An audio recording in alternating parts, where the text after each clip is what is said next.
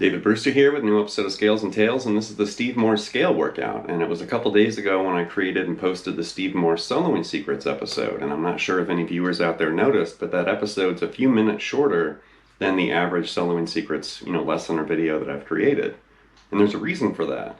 I actually filmed a clip or a segment that I was going to include in that episode, and then when I edited that lesson, I pulled it. And I actually ended up turning that clip, or like 3 minutes, into an entire episode, which is this episode. So long story short, this is definitely a continuation of the Steve Morse Soloing Secrets, and I love Steve. I've already had more requests to feature more of his music, so here we go.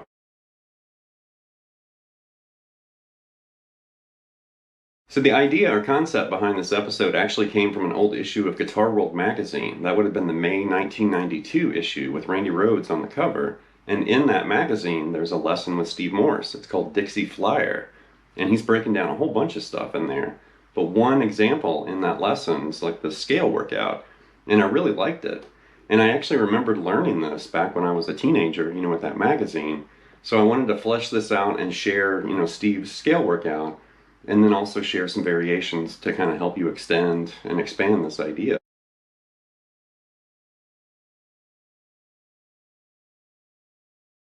So to get started here, Steve basically broke down A major or A Ionian, and he was fleshing out, 3 different fingerings on the fretboard that kind of live in the same neighborhood or area on the neck. And it's really eye-opening if you haven't done this before.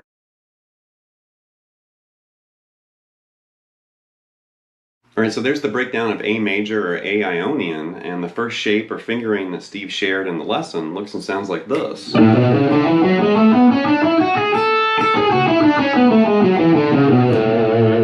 major, so there's A, B, C sharp, D, E, F sharp, G sharp, and A, and then go up another octave from there. And that's actually the fingering that Steve shared in the lesson right there. Index, middle, and pinky. Index, middle, and pinky right there. And then middle and pinky right there. And then end on this A right there with your index finger. That's kind of a different fingering. I'm kind of more accustomed to this. Like a fully, extended 3-note per string scale like that. I picked that up from, watching Paul Gilbert's instructional videos. But with Steve's fingering right here, it's a little different.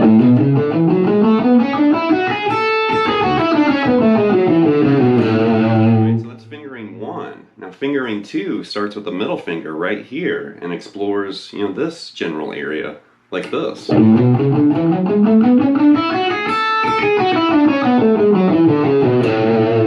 scale, but different fingering right here.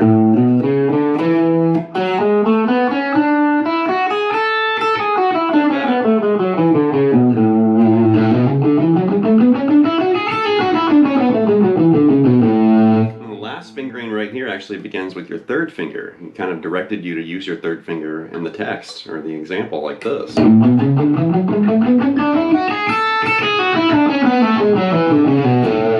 a really different fingering right here. Third, index, middle, and third, and then index, middle, and pinky like that. And then right there, and then right here.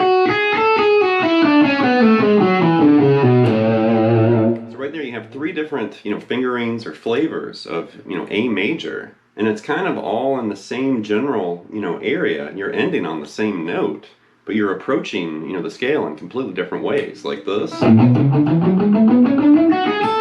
this. And like this. So spend some time with that before we move ahead here. But that's A major fleshed out right there.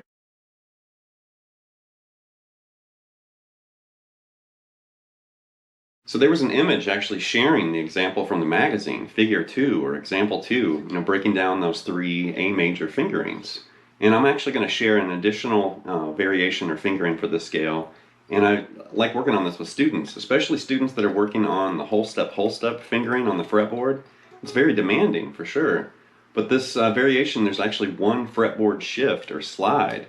And there's a whole lot of this, whole step fingering like this.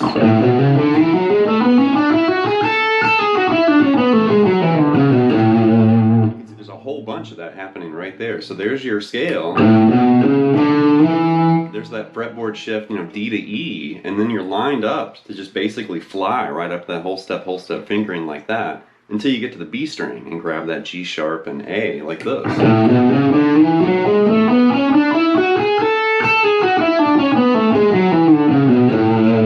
Cool fingering.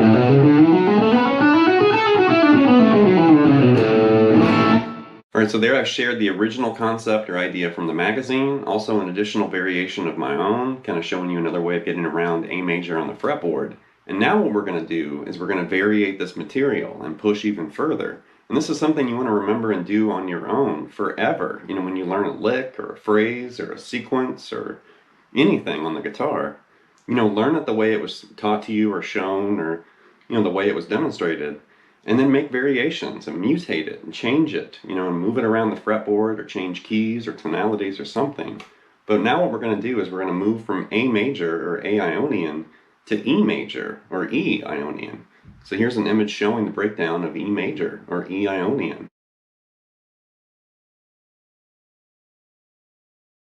So there was the breakdown of E major or E Ionian, and now what we're going to do is we're going to transfer everything that Steve demonstrated starting from the low E in the key of A to the key of E, but we're going to start on the A string right here. So we're transferring this information over, and that's going to modify the fingerings ever so slightly, but we're going to definitely try to lock on to the same thing that Steve showed, right here, but now starting right here in the key of E. So E major right here.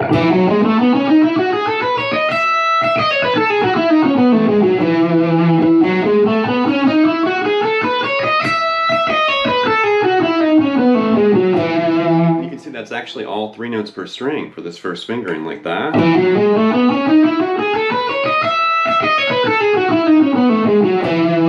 So now let's mimic that second fingering that Steve shared right here, but we're going to start on the A string in the key of E, and it's going to be a little different. We do have a shift slide at the end right there between D sharp to E, like this.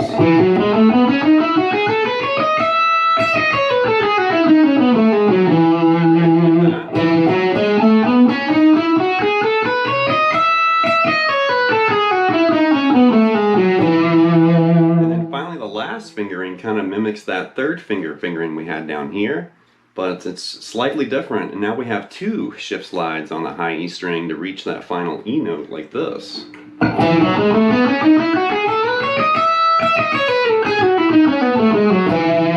It's really different right there.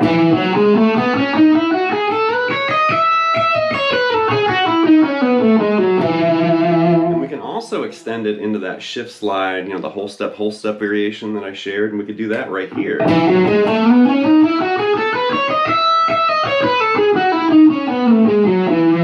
once again, we have this, plethora of different fingerings for E major. There's actually 4 fingerings now. This one, this one, this one, and this one. So now we're going to take E major, and now we're going to move to A major, but we're going to start on the A string. So we're going to transfer everything we did in E up to the 12th position right here, so it fits in the key of A. So now start with that first shape like this. So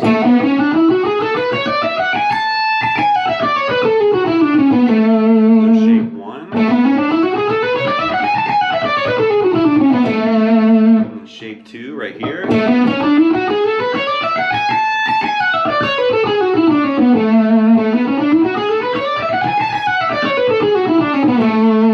Shape 3 right here. And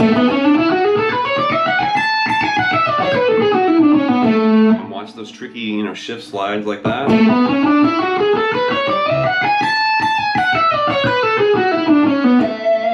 then finally the whole step variation like this. One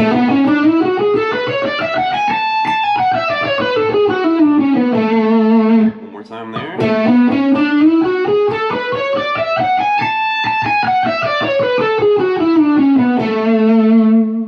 Alright, so if you've been watching my channel or ever studied with me before, you can probably guess what's going to happen next. We started right here for A major, and we kind of found those different fingerings, including the shift.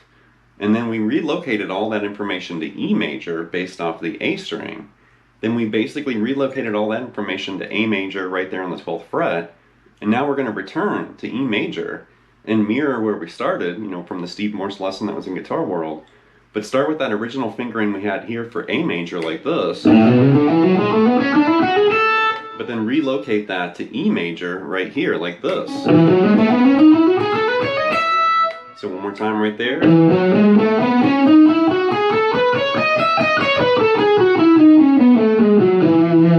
Now locate that second fingering, but do it in E right here. One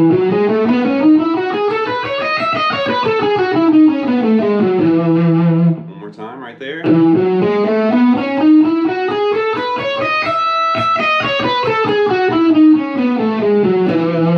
What about that third finger variation like that, but now we're in E right here. One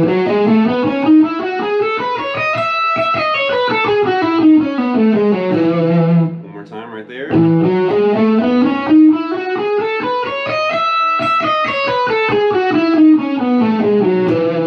And even that whole step with the slide like this.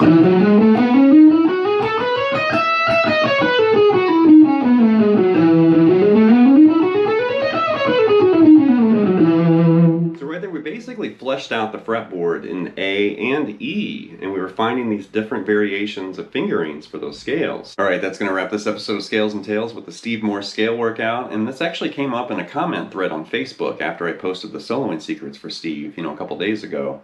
But I mentioned, it seems like every time I watch Steve Morse play, whether it's live in concert, or a concert video or DVD, could be instructional video, or maybe even just a guitar magazine that has a lesson or some of his ideas, in it. There's just something really inspiring about him and his musical, approach and ideas. It's like dynamite and fireworks go off when I see this stuff. Like, oh wow, I've never thought of doing that before. Or I never thought of combining these things before. And there's just something about him. And yeah, I get inspired by other guitarists. It's not just Steve Morse. But he's consistently inspired me since I was in high school. So that's really saying something. So anyway, leave some feedback and comments. Please subscribe to my lessons, and I'll be back before you know it with more content and material. Thank you.